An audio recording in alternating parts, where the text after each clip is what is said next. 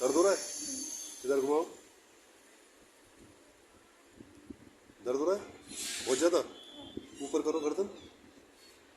करो करो। नहीं हो पा रही, नीचे टच करो।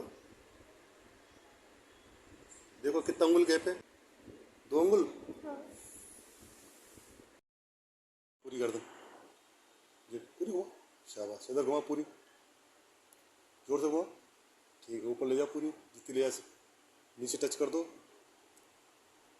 चारों तरफ घुमा के दो गर्दन को।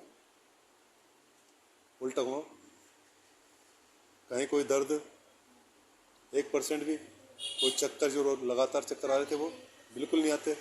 और जो दर्द होता कानों के पीछे और ये सारा सब ठीक हो गया है ना? कितने टाइम से था तुमको? 5 महीने से। कितने डॉक्टरों की, न्यूरोलॉजिस्ट की दवाई ले ली? 4-5 की। चलो ठीक।